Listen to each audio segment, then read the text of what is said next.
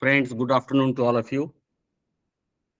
Good Good afternoon. afternoon, sir. Good afternoon, sir. For, Good sorry afternoon, for sir. being, Sir, thank good you. afternoon. Good afternoon. Sorry for being late by 7-8 minutes, almost 10 minutes, because I am in Delhi. I had to, go to one court and then came near Supreme Court of India. Now I am just in front of the Supreme Court of India, sitting in a building from where I am addressing you. The day was very busy. The topic which has been assigned to me is the role of higher education for societal change in India. All of you are teachers. You know the role of teachers, the role of educational institutions, the role of colleges, the role of universities, advanced research laboratories in the nation where you will achieve development, progress, modernization, latest technology, latest ideas. All these things are possible only when you have good educational institutions and you spend more money, you invest money in educating the future citizens of the country. Before I discuss various dimensions of this problem, first I would like to read out to you certain quotations about the importance of education in life. Many quotations are available to highlight the significant role that education plays in the life of the individual as well as the nation states. One statement says, if your plan is for 1 year, if you plan something, everything you have to plan. If your plan or planning is for 1 year, then you plant rice because within 1 year you will get the crop. If your plan is for 10 years, plant trees, mango trees, apple trees, because after 10 years they will give you fruits. If your plan is for 100 years, then educate children. Otherwise, education is the most powerful weapon which you can use to change the world. Nelson Mandela said this. If you want to destroy any nation, just you can lower the quality of education. If the quality of education is lower, then you will produce poor doctors. Many patients will die at the hands of poor doctors. Poor educational system will produce poor lawyers, poor judges, poor engineers, and you will have disaster. You will have problems. You will have accidents. Bridges will collapse. Trains will not run, on time, or they may collide. Education, expertise, knowledge of expert, knowledge of anything is required. One American statesman says, Benjamin Franklin, an investment in education or knowledge pays the best interest. We keep money in banks because the banks give us interest. If you invest in education, you will get the best interest, life-changing interest. Your own life will be changed. The world around you will be changed. The nation in which you live will be changed. Victor Hugo, who is a novelist, he says, he who opens a school door closes a prison. If you open a school door, or if you open a school, college, it means from your community, from your state, from your village, people will not become criminal and go to jail. In fact, education, according to our own Indian thinker, Chanakya, not the present day Chanakya,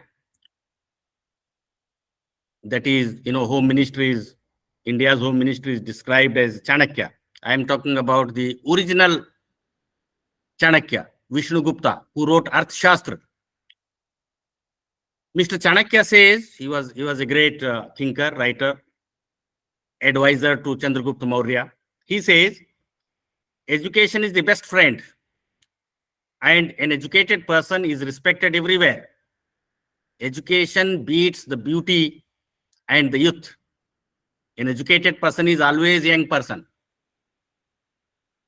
You never grow old. You are learned. You are respected. People come to you for advice, for consultation. In fact, a library is the delivery room for the birth of ideas. If you visit the library is full of ideas. If you read writings of others, you will get ideas. A place where history comes to life. Anyone who does not visit library, nowadays you have e-library also, electronic library. You can access library material, e-resources, electronic resources sitting anywhere in the world. From your own university, if your university is having, if your college is having remote access password. I have remote access password from my university, Aligarh Muslim University. I can access 10,000 journals and many books. That is possible. Education actually is a progressive discovery of our own ignorance. The more you read, more you will realize how ignorant you are. Education is therefore very important for bringing development in the state, changing your mindset. An educated person will be less superstitious than the uneducated person. In India, we got this educational system instituted by the British. Our Indian rulers never thought of establishing universities. Mughals had a great rule. Akbar ruled for 50 years, Aurangzeb ruled for 50 years, two kings ruled for 100 years. India, Delhi, Agra was their capital. But they never thought of establishing a university. Shah Jahan constructed beautiful Taj Mahal. If he had spent the same money for establishing an educational institution, a university or a college, then India's present condition would have been totally different.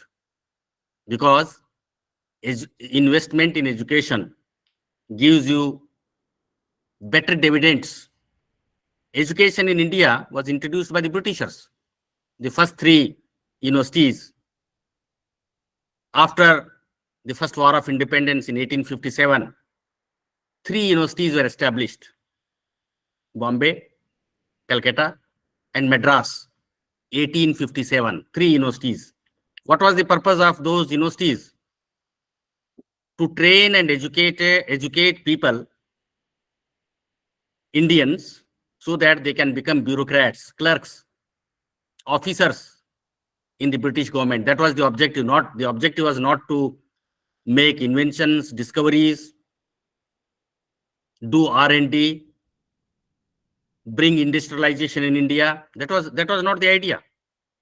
Those ideas were instituted when India became independent.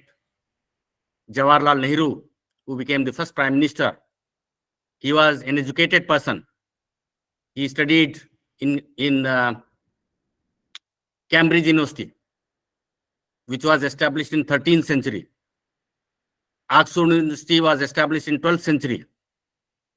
That is how Britishers were trained, educated, scholars, statesmen, bureaucrats, or Nobel laureates were produced in the British universities. In India, Nehru had many committees. Radhakrishnan committee, you heard about Sir Radhakrishnan, Dr. Radhakrishnan, whose birthday is celebrated as Teachers' Day in India. He was appointed as chairman of the commission to study or to formulate education policy in India. And later, other committees were there. Professor Kothari Commission report was there. Rajiv Gandhi government brought 1986 education policy. Mr. Narendra Modi's government brought 2020 national education policy. All these policies aim at achieving great strides in education. At one point of time, due to Nehru's commitment for education, we got 5 IITs, Indian Institute of Technology, established in 1955. We had Indian Institute of Science, Bengaluru, and we had some good universities.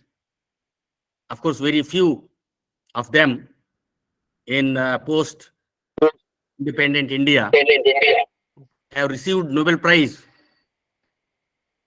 Only, I think, one student from Jawaharlal Nehru University, where I did my PhD, got Nobel Prize in economics. Abhijit Banerjee, he's an American citizen now, because people leave the country and go abroad. We do not have good facilities here. You can count on fingers the Nobel Prize winners from Indian universities. Amrit Sen got Nobel Prize. एक lecture चल रहा है साहब मेरा एक. Amrit Sen got Nobel Prize, and some scientists, Khurana, for example, he got a Nobel Prize. Indians, but they are American Indians. They have become American citizens.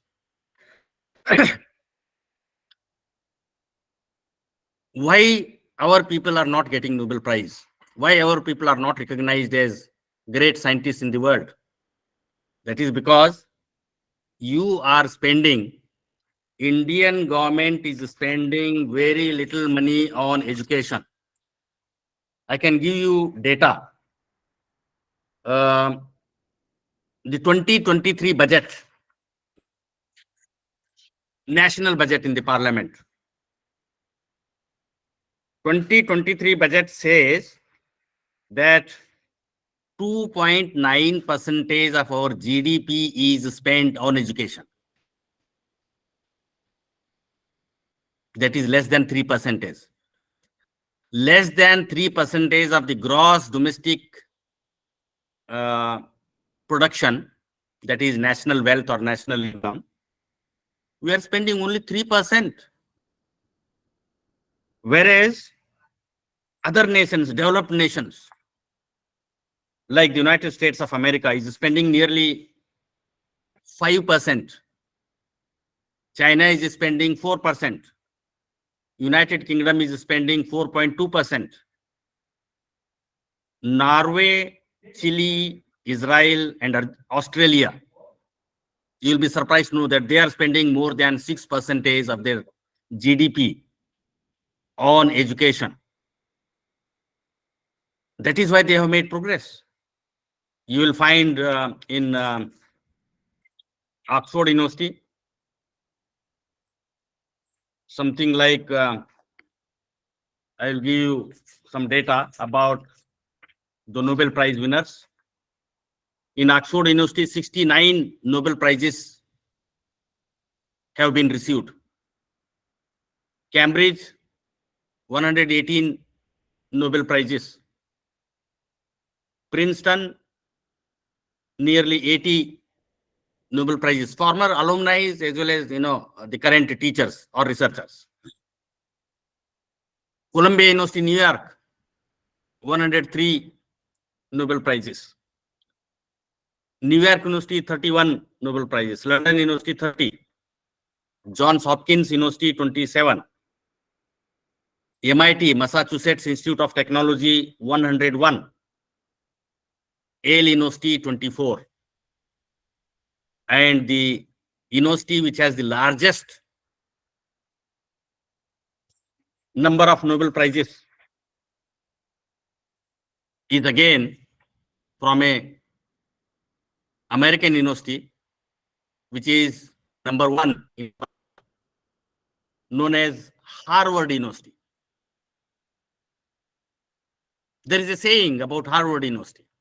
The saying is that if you are in the campus of Harvard University, you take a stone, close your eyes, throw the stone in any direction. आप एक पत्थर लीजिए, आंख बंद कीजिए, Harvard university के campus में खड़े हो जाइए और पत्थर किसी भी डायरेक्शन में फेंकिए, किसी भी डायरेक्शन में फेंकिए. It seems it will hit at least one Nobel laureate. कम से कम एक नोबल लॉरिएट को वो पत्थर लगेगा. That is the saying. That means so many Nobel laureates are roaming around on the campus of Harvard University. The American President Roosevelt, Mr. Ralph Bunche, who was UN officer, Henry Kissinger, Secretary of State, Al Gore, the American, these were the students of Harvard University. If you want more recognition, of course, our small equivalent to Nobel Prize in science is Bhatnagar Award. How many people have got Bhatnagar Award in India? Scientists. That is awarded only to those who are under 45 years of age, because great research can be done only when you are young, having more ideas, more enthusiasm. After become old, your energy, your ideas, you will not have much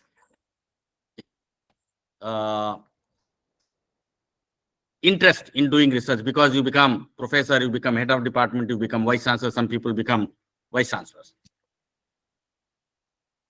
In India, our education system has expanded, not to in proportion to the requirement, because the population is very much in India. We are the largest country having the largest population in the world. We have beaten China. India's population is more than, European nation's population and the American continent's population put together. So you can imagine how big is India. In the United States of America, there are some 4,000 higher educational institutions. In India, to commensurate with the requirement, we do not have adequate number of universities. We have only 1,043 universities, which include central universities, state universities, and private universities, and also deemed universities. You have central government universities, 56 central government universities, 450 state government universities. You have 409 state private universities, like Amity. Amity University is a private university. Shivnadar is a private university.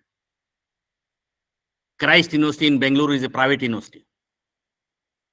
Government is not spending money. Private universities are being established.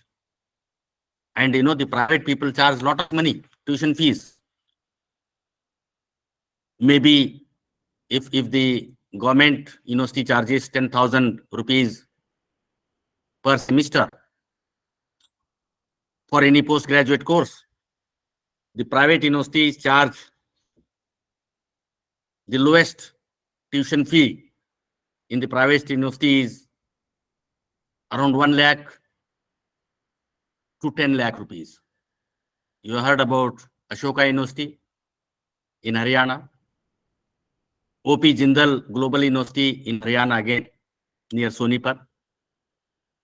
They charge 10 lakh rupees per year if you send your child for LLB course. Each year 10 lakh rupees. Tuition fees, accommodation, food, everything included. 5-year LLB program means 50 lakh rupees, half a crore rupees, just to become a lawyer. And if you are not successful lawyer, if you are not getting back what you have invested, it is the use. In government university, government college, you may be spending, say, maximum 5 lakh rupees to do 5-year LLB course. But here in the private university, not all private universities are charging 10 lakh rupees, only like Ashoka and Jindal, they are charging 10 lakh rupees. The government of India is gradually, in the name of globalization, privatization, is withdrawing from educational sector, which is a dangerous trend. In 70s, when Mrs. Indira Gandhi was Prime Minister of India, India had the largest technical manpower in the world. India was the 8th largest industrial nation in the world.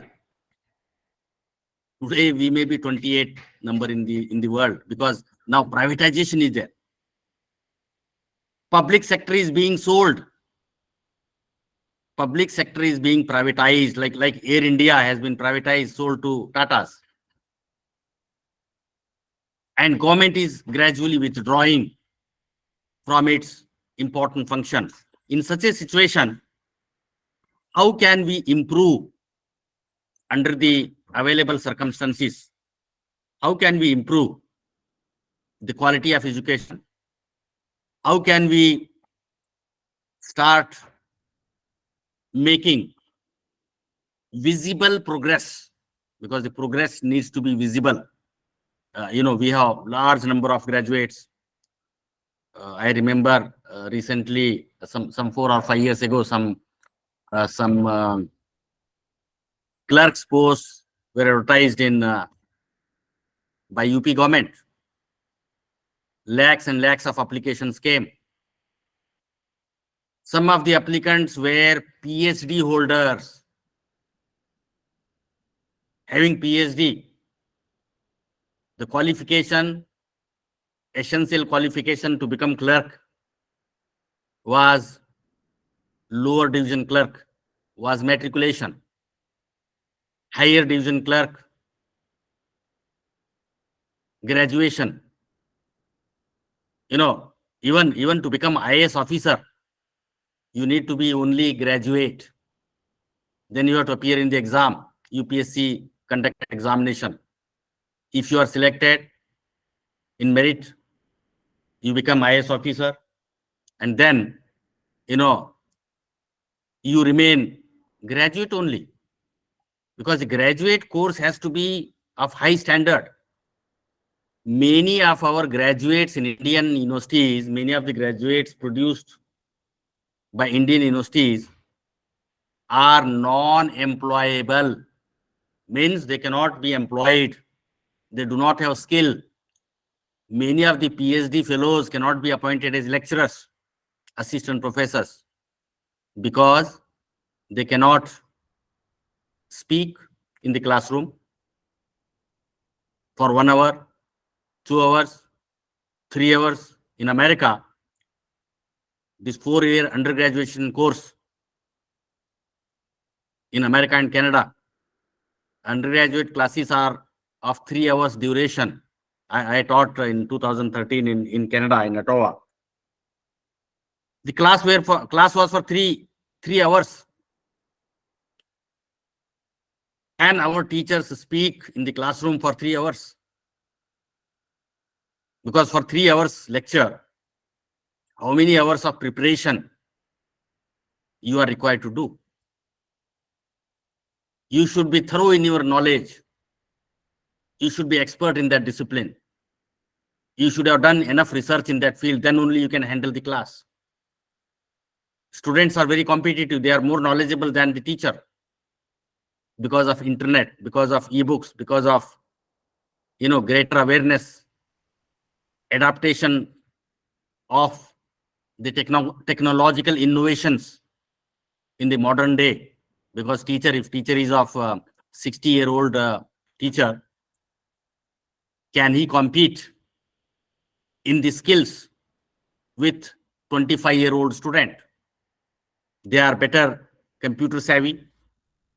They know about how to handle the technology. An old teacher may not be able to know about that. The point which I am trying to make is that in most of the Indian universities and colleges, we have recruited many teachers who lack competence. Competence means skills. You see, in the classroom, if you deliver bookish lecture, students will not find your lectures interesting. They will be absent from the class. Your lecture should be innovative. Your lecture should provoke students. Your lecture should inspire students. Your lecture should create controversies. And you should allow students to ask questions anytime. At the end of the lecture, in the middle of the lecture, anytime students should be allowed to ask questions. Asking question means students are attentively attending to your lecture, listening to your lecture.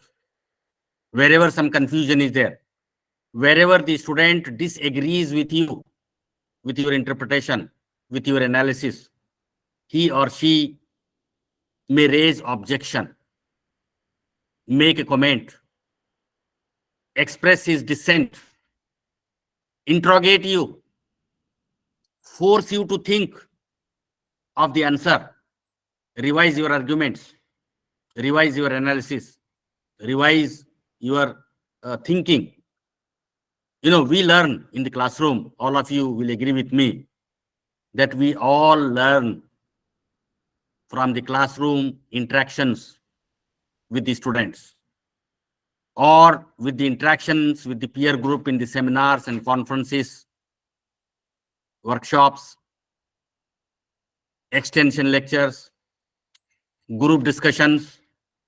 We learn always, we grow rich in terms of knowledge when we interact with colleagues, peer group, with students, with experts from our own university, from other university, from best universities in the world, going abroad for doing PhD or postdoctoral or attending conference, seminars, workshops, will enable you to know where you stand in the world of academia. Whether you get any invitation to attend international conference with airfare, that determines your standing in the discipline, your reputation in the discipline. How many other people have cited your writings, your research papers? Are they quoting you? Are they citing you? You can know these days because Google search can give you information. Our education system is having many ails. Ails means defects, problems. Our present day education system in India is having many problems. One of the problems is that the teachers are unskilled, unmotivated. To become a school teacher, you need proper qualifications and training, teacher training program, teacher training certificate. To become high school teacher, you have to do B.Ed besides your graduation, Bachelor of Education, where psychology of students is taught, where the techniques and pedagogy of teaching learning process is taught to you. And students are also asked to take classes as internees in the third year or in the final year, actual classes, that gives you an idea how to handle the class, how to overcome the fear to address the students. Because first time when you become teacher for the first time, when you make a presentation in a seminar for the first time in your life, you have stage fear. Stage fear is very common. Everybody has that stage fear. Over a period of time, you overcome that. And most of the teachers who are unskilled and unmotivated, they affect our education system. And many teachers are unprepared learners. They don't want to learn. They have read old books, old textbooks. Latest knowledge they do not have. They do not consult the latest research in their own discipline. Up-to-date knowledge is required. For example, I am a professor of political science. Politics changes every minute, every day, every hour, every month, every year. It is dynamic. History never changes. What were the reasons of World War I? Consequences of World War I? Impact of World War I may not change. The contemporary politics, contemporary history is, fluctuating. That is why if you want to become a good teacher, you have to have up-to-date knowledge. You should know about latest research. You should know how to impress upon your students. You should not read only one textbook. You should read reference books also. 10, 15 good books, good textbooks written by eminent writers, published by eminent publishers in the world. And, the educational standards can be improved with better management at the school level, better teaching learning process, monitoring of classrooms, because many teachers don't attend the classes in the colleges and in the universities. They are absent in the government universities. They are missing from the universities. There is no accountability. There is no punishment in the government schools and the government universities. But in the private universities, accountability is there. But the problem with the private universities is that they don't give full salary. They will give you, I think, maybe 1/4 of what an assistant professor in the government college, government university is getting, and doing more work than the university teacher, college teacher in the government universities. This is injustice. So that makes them unmotivated. That makes them, they are doing the job, but they are not enjoying the job. You should be able to enjoy your work, your job, your teaching, your research. If proper remuneration, honorarium, salary is not given, then you will not be able to enjoy the teaching and learning process. In the school system,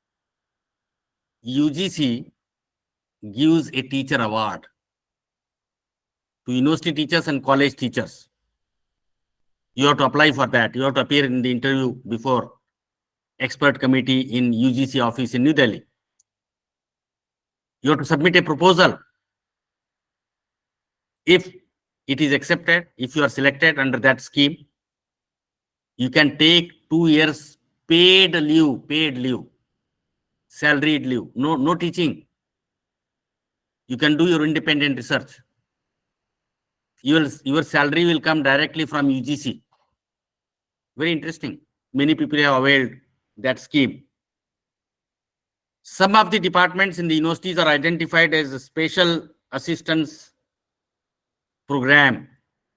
SAP. You may have heard about SAP. Those who are from the university stream know about SAP. Special grants are given. Some eminent colleges, like Presidency College, Madras, Calcutta has become a Presidency University now. That college has become a university. Some of the eminent universities have been declared as autonomous colleges by Government of India, by UGC. You are no more affiliated to a university. In Pune, for example, you have a college, Ferguson College, very famous college. It is autonomous. You can grant, autonomous means you can grant your own degrees. There is no need of affiliation.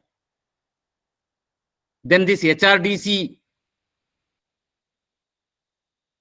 which was started in 1987 as a result of 1986 educational policy of Rajiv Gandhi government. Now this present government has changed the name of Human Resource Development Centers of UGC. The new name is Madan Mohan Malviya Teacher Training Centers, MMTTC. This is the new name, where teachers from colleges, from universities are asked to attend refresher courses, subject refresher course, induction program, or an orientation program for their promotion. Why do you say for promotion? Even you could have said even for getting increments.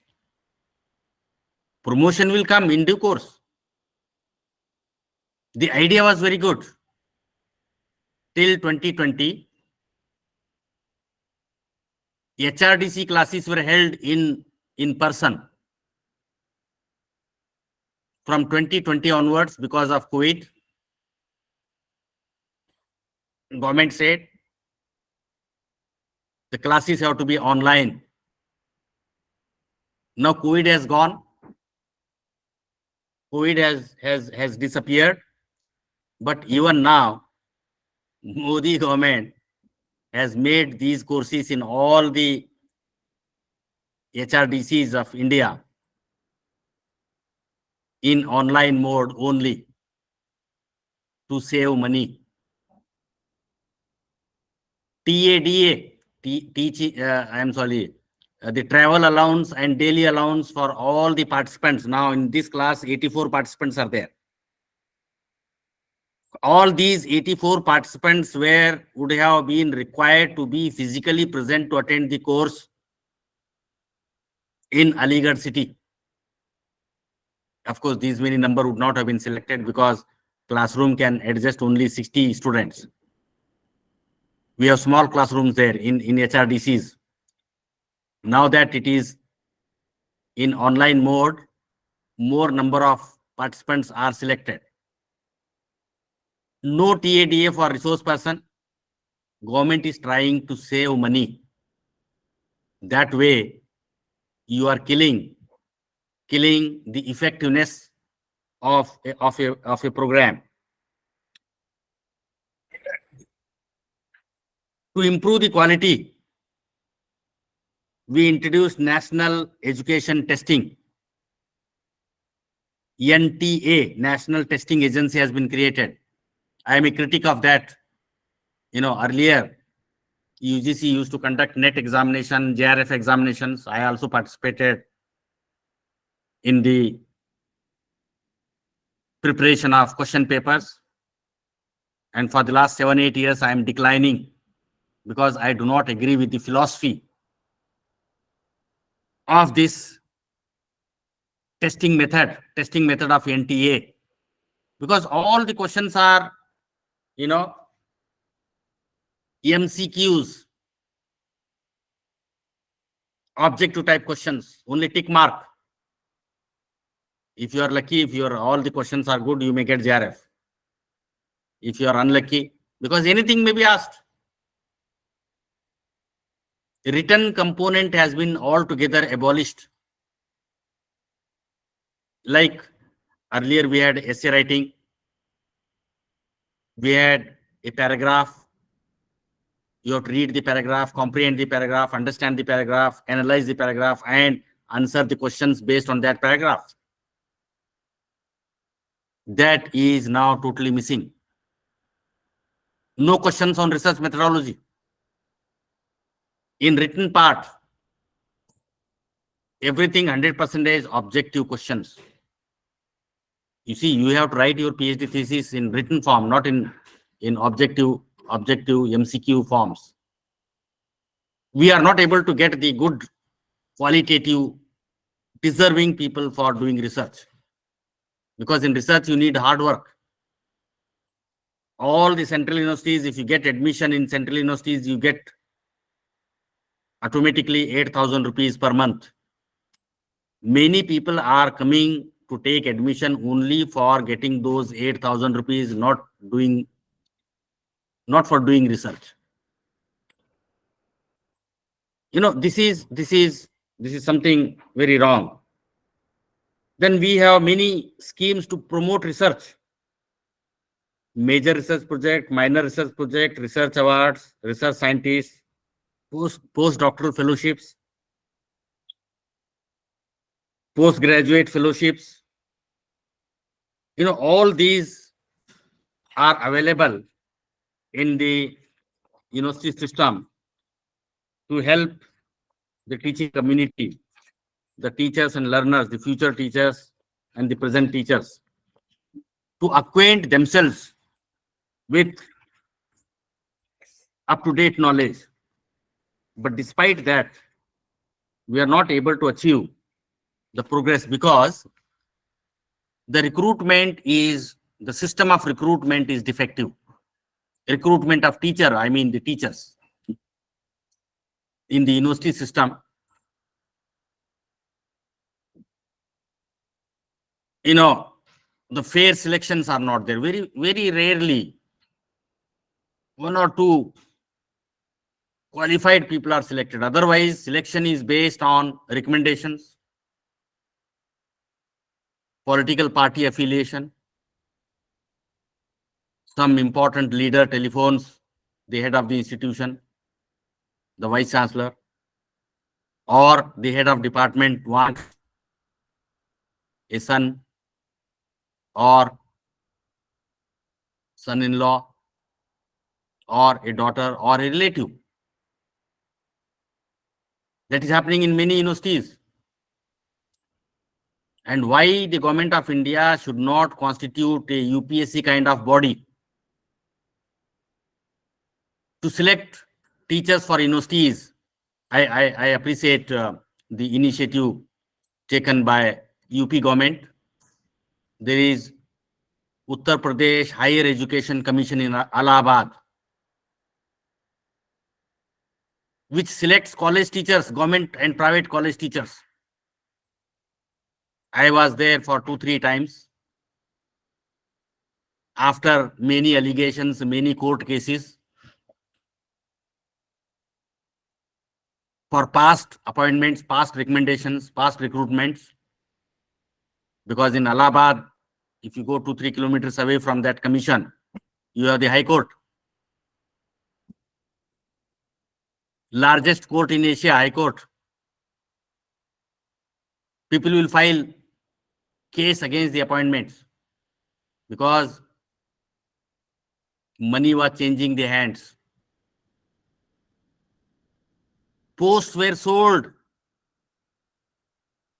After great struggle of many court cases, judgments, now a new system has been instituted.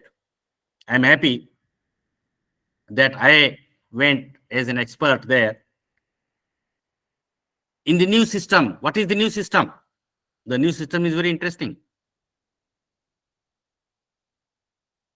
The experts who are members of the interview board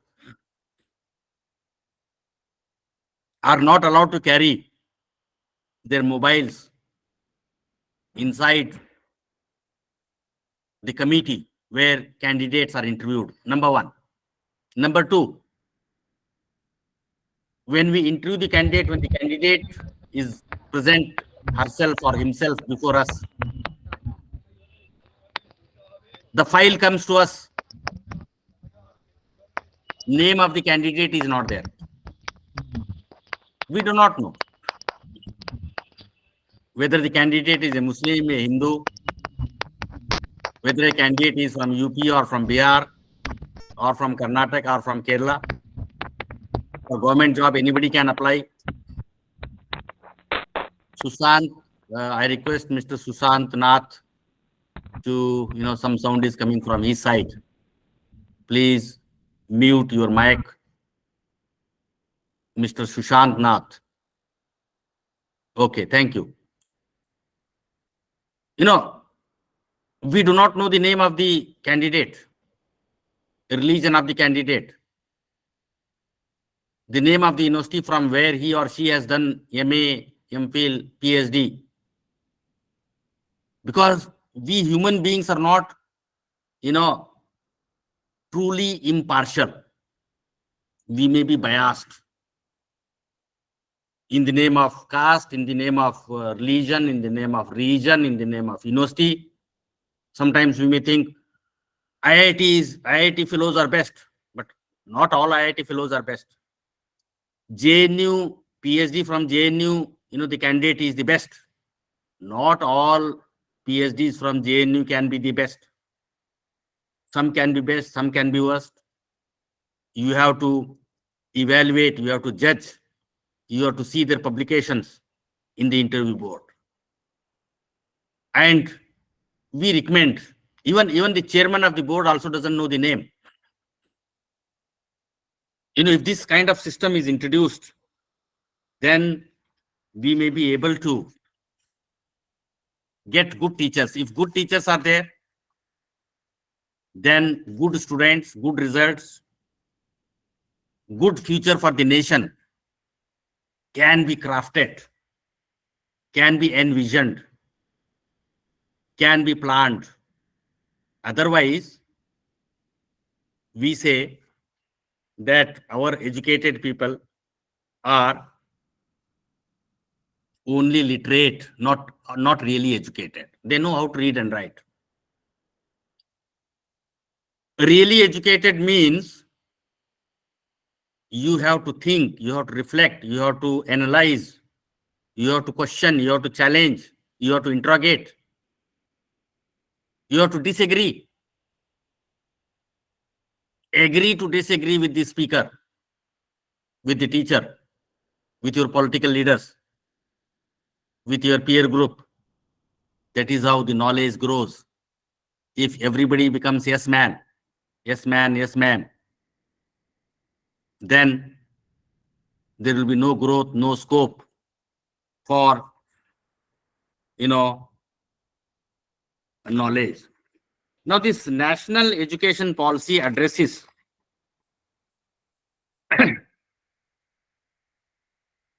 certain important problems in a very heterogeneous Indian society. Indian society is very heterogeneous. Indian society is having so many problems. You have caste system, you have religious differences, economic disparities between people. Now, under such a circumstance, how to give access to all sections of the society, access to education, In fact, let me just give here one example about the recruitment. I just forgot. It immediately came to my mind now. Former Haryana Chief Minister, Mr. Chautala, and his son, who was Deputy Chief Minister, spent more than 6 years in Tihar jail. Tihar jail, largest jail in New Delhi. For what crime? The crime was they were appointing school teachers by taking money. Recruitment Gotala. Chautala did Gotala. His name is Chautala. He did Gotala. Scandal.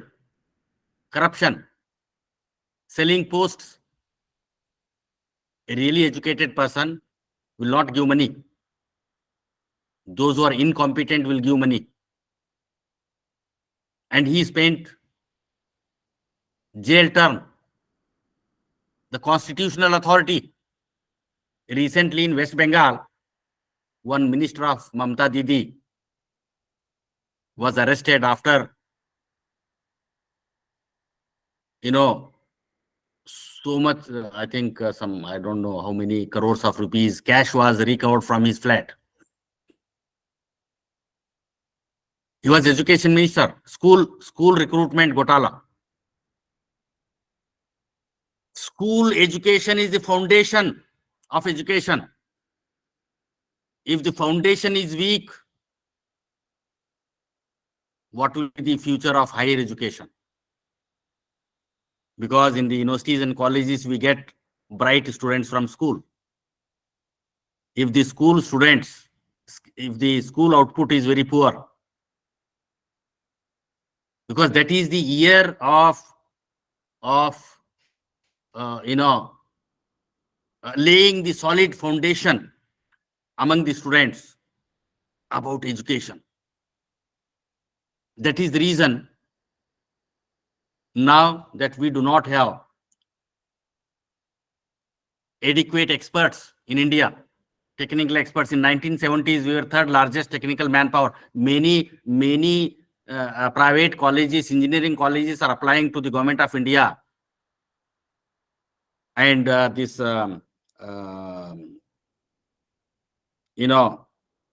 engineering authority, the body which controls the engineering colleges, that we want to close the college because the students are not coming.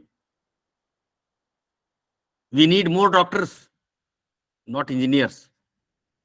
But government is not opening more medical colleges. Medical education is very expensive.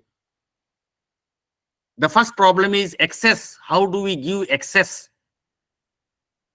to education to every Indian citizen? It was only in year 2000, when the constitution was amended to give free, compulsory, universal primary education to all children in India between 6 and 14 years of age. Mr. Atal Bihari Vajpayee government amended the Constitution of India and added Article 21A to provide this free, compulsory, universal education. Providing universal education was not a fundamental right in India till 2009, when RTE was passed by Parliament of India, Right to Education Act, which was implemented from 1st April 2010. That was our priority. And government is not spending money on meeting the expenses of primary education. Government is collecting from public, Janta, in the name of education cess. You and me are paying education cess. अगर यही करना था तो 1947 में क्यों नहीं किया? जनता के ही पैसों से स्टूडेंट्स को पढ़ाना था, तो भैया ये तो 1947 से करना चाहिए था. Now the Congress government passed law. This is also due to international pressure. 8 Millennium Development Goals, MDGs, were adopted by the United Nations. One of the goals was to reduce illiteracy by 50% between 2000 year and 2015 years. We did not meet the objective. This was number one. This was number one problem, excess.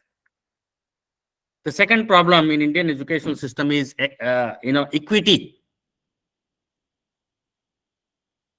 Equity is different from equality. Equality means all are equal in law, but in practice, everybody is not equal. Some are rich, some are from higher caste, some are from urban areas, some are from rural areas. How can you have equality? Then you need affirmative action for giving education to marginalized communities, discriminated communities, backward classes, OBCs, Dalits, scheduled castes, minorities. That is, having affirmative action is equity. Preferential policies, positive discrimination. These are the different names.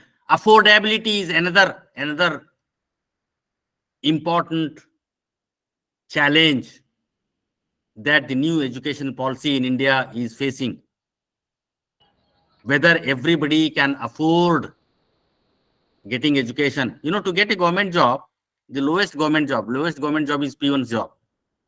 Chaprasi. It is known as Chaprasi job. The modern name for that post is multitask personnel. Multitask personnel. The minimum qualification, educational qualification, is matriculation. Your Article 21A gives you education only up to 14 years of age, in which you may pass 8th class. You may not pass matriculation. To get matriculation certificate, you have to study for another 2-3 years. At the age of 17, 16 and a half, you get 10 years of schooling, 10 plus 6, because your first standard starts at the age of 6. You have to complete 6 years. Between 6 to 14 years of age, free compulsory universal primary education has to be given with midday meals, because poor students can have no excuse not to attend the schools. This is the situation. The definition of the child is 18 years. Why not give education to all children? Children means 18 years, below 18 years. Why you are giving education, compulsory education, only up to 14 years of age? That is also a defective policy. Nobody is serious about this. Nobody is pointing out this. Our educationists should have thought about it. The Kasturi Ranga Committee, which finalized 2020 new educational policy, should have addressed this question. And last challenge, the final challenge, is accountability. Our educational system has failed to institutionalize accountability. Whether teachers are taking classes, whether the alumni, the passed out students are getting job, not getting job. An assessment has to be there, an evaluation has to be there, and accountability has to be established. How many research papers a teacher is publishing? Why can't we make it mandatory? At least one research paper in good journal. Which is good journal? Journal listed in JSTOR, not in UGC care list, because half of the journals are fraud journals in that list. A journal which is listed in JSTOR, Routledge, Francis and Taylor's group, Wiley Online, Macmillan, Sage, Oxford University Press journals, Project Muse journals. These may be sounding very high for you, but in American universities, in British universities, British colleges and American colleges, some of the teachers have got Nobel Prize. Where was Amrit Sen? Amrit Sen was headmaster of Trinity College, Cambridge University. He was principal. He was like principal of a college. He gets Nobel Prize. After getting Nobel Prize, he was invited by Harvard University to occupy a special chair, which was previously occupied by Adam Smith, Professor of Economics and Philosophy. The name of the chair is Professor of Economics and Philosophy. Colleges, teachers of the colleges are getting Nobel Prize. Can we think about that in Indian scenario? Teachers are not given a chamber, a separate room in the colleges. In the colleges, all the teachers have one room only, just like a drawing room where you gossip with other friends, other colleagues. You can't do your reading, preparation of the lecture, or writing in the drawing room where so many other people are sitting. You can do that only if you are in a separate chamber, you are alone. You have a space, workspace. It is known as workspace. Our colleges and universities have not provided workspace for all the teachers, all the students. With less investment in education, neither we can become Vishguru, nor we can compete with other developing nations, because of our priority earlier that we could land on moon. India was the fourth country to land on moon. USA was the first country. USSR was the second country. China was the third country. India was the fourth country. And Japan became the fifth country in the world to land on moon. You have to do a lot of research for that. You have to have many space scientists.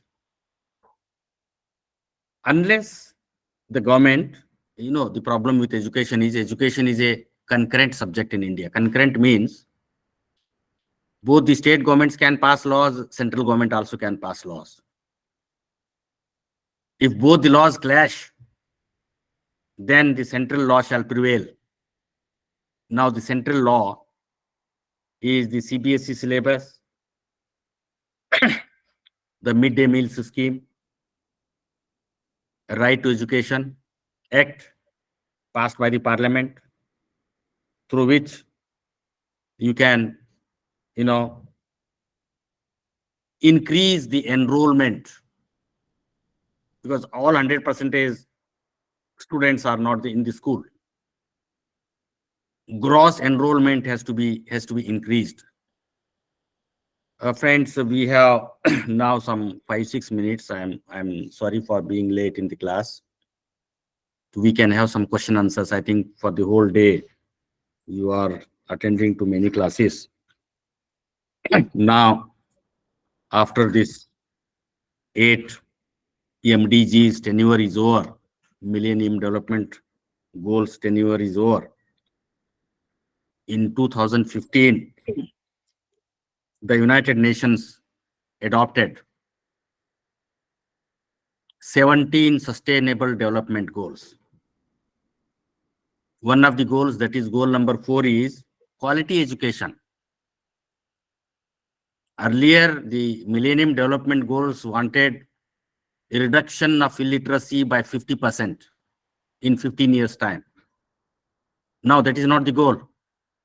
The goal is to have quality education, because quality education is very, very important. We have some 7 minutes. We can have some question answers.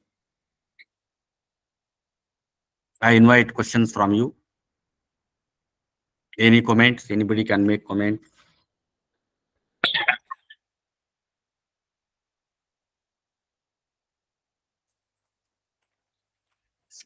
Maybe by tonight I will send you some material, reading material, to your course coordinator, who will share with you, that material. You have these days e-libraries, e-Pathshala project of MHRD,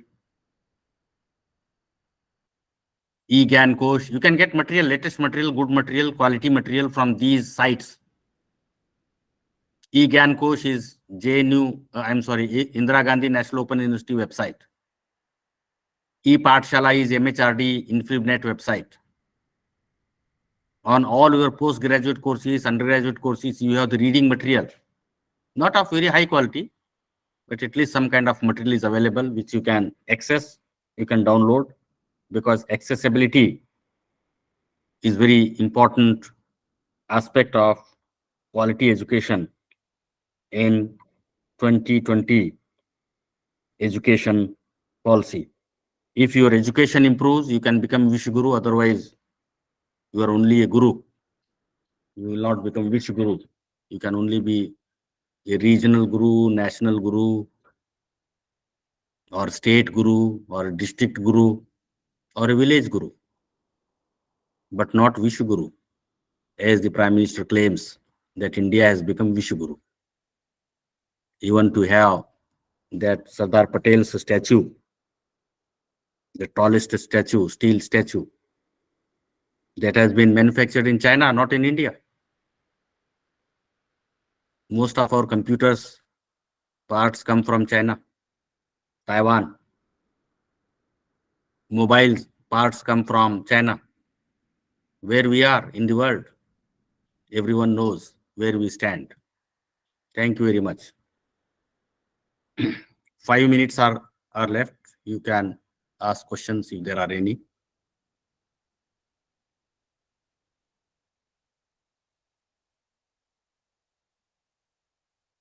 Hello. Am I Hello. audible, sir? Yes, Mr. Hello, sir. Rashid. Rashid, yeah. Yes, yes, sir. Sir, you talked about the pathetic conditions of higher education in India mostly. But Including primary education. Including yes, primary education. primary education, Yeah. mainly actually about higher education. Mm. My question is actually, we know some part of this mistake actually from government side and some actually from our side, actually teacher side. So what we can Both do are, yeah, actually to both are. improve this condition? Yes, sir. Both are responsible, government as well as the teachers. Yeah, we Both are know, but responsible for the. what we can do now to improve this uh, situation? Okay. What needs to Yes, be sir. done? Yes, yes, yes.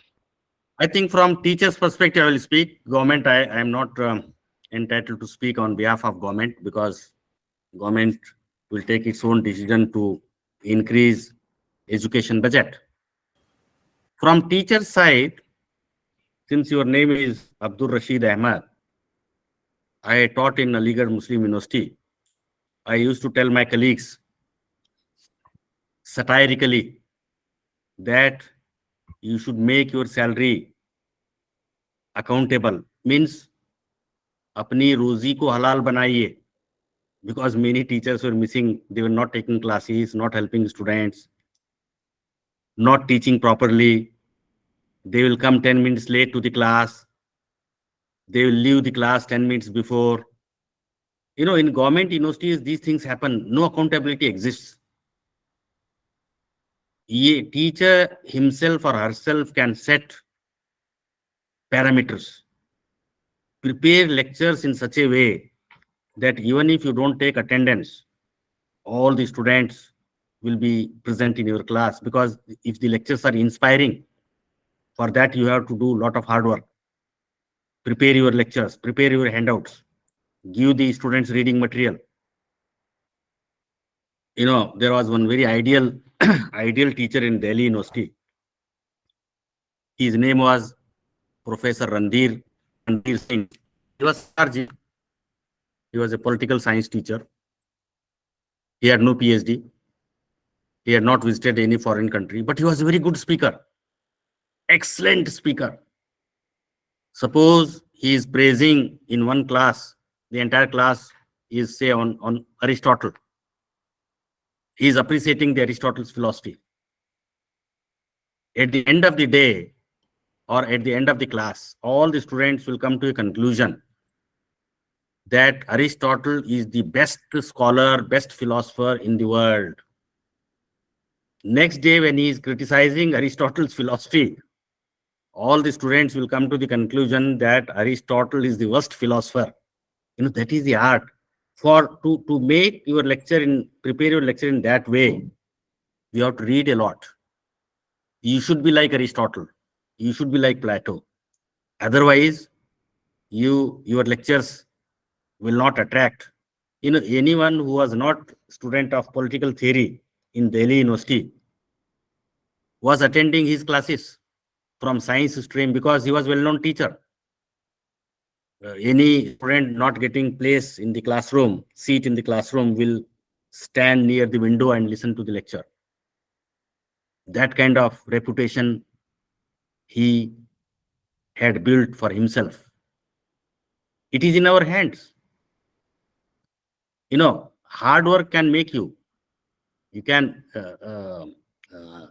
Abraham Lincoln was not a good speaker, but later he became a good orator because he used to practice in front of mirror delivering lecture.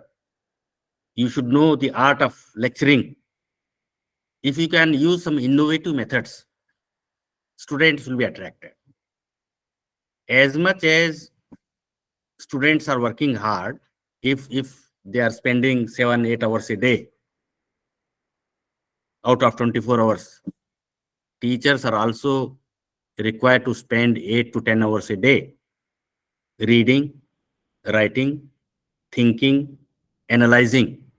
Then only gradually, if one teacher does, the system will not improve. Every teacher should do like that. And the institution should require, institutional mechanism should be there. There was one in the last pay commission, there was one proposal which was not accepted by Government of India, that those teachers who are doing research and publishing, for them special 1,000 rupees, I am talking about 2008 pay commission, 1,000 rupees increment should be there, or research allowance should be there for teacher, which should not be taxable. Such measures should be introduced from government side. I once met a teacher from Turkey in a conference in Texas, Dallas, Texas. He was from Turkey. I asked him a question. Who financed your trip to United States of America to attend this conference? He said, I have myself paid for the air ticket, for the hotel. I said, why you have paid from your pocket? Don't you have some schemes from government side? He said, actually, I have come under a particular scheme. The scheme is, please listen very carefully. The scheme is, if you are using your own money to attend international conference, you can get income tax exemption. Very interesting. I was very happy to know, small country like Turkey. Turkish universities are older, I think 300-year older universities than Indian universities. Indian universities came only in 1857. I'm sorry, 1857. Bombay, Calcutta, Madras, the first three universities. Turkey established earlier than that universities. In India, our Mughal rulers did not give any thought about establishing educational institutions. This is the tragedy. Okay.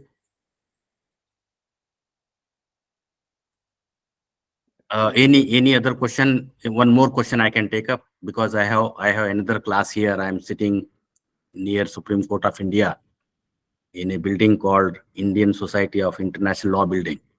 I have some students here.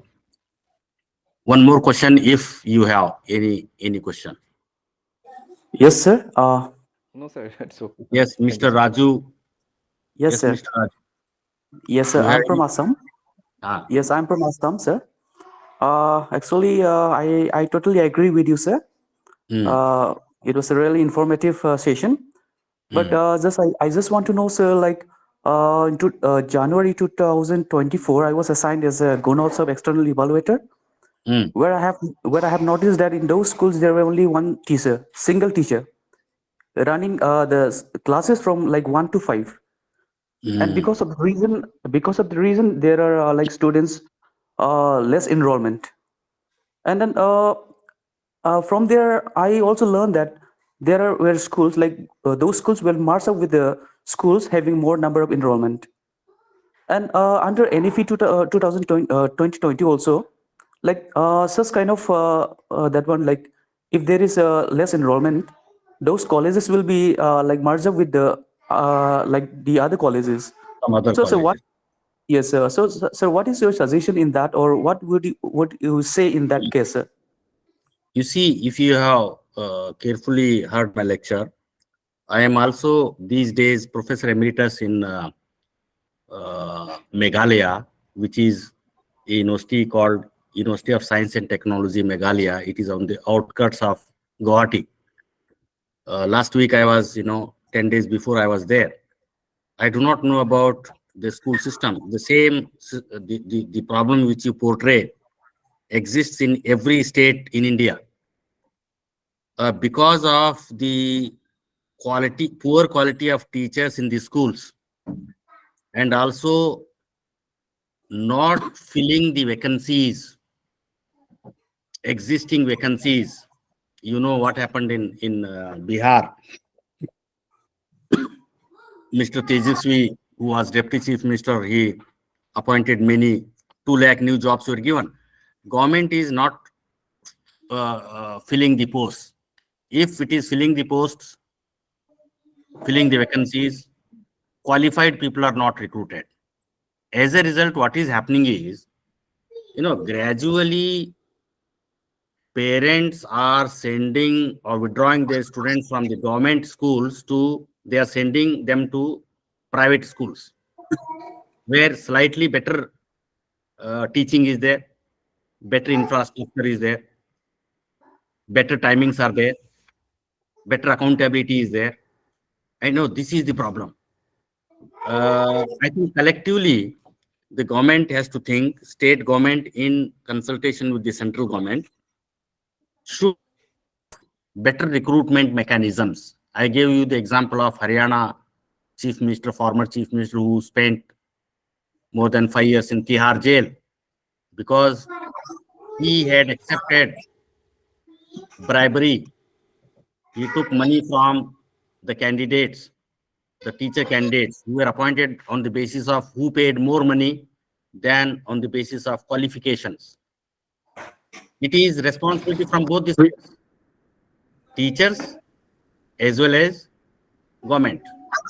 Both are responsible for the poor state of affairs in India. I blame, Sir, I blame both. Yeah. Yes, Mr. Nazar. sir, it's 6-7. हाँ हाँ, नहीं नहीं, अभी मेरी एक और class है यहाँ पे, मैं जहाँ बैठा हूँ वहां से एक और क्लास लेना है. Sir. Thank you. Sir, Thank you. because it's a half an hour break and we have to continue the class at 6:30. Okay, So, okay. Thank all you. right. Yeah, thank Okay, you. sir. Participants, thank you very much. Sir, thank you very much. Thank you, Thanks sir. a lot. Okay, thank you. Thank you. Okay, we'll meet at 6:30. Thank you. Thank you, sir. Thank you so much, sir. Thank you. Thank Thank you you. very much, sir. Thank you. Thank you, sir. Thank you, sir. Thank you, sir. Thank you, sir. Thank you. Thank you, sir. Thank you, sir. Thank you. Thank you.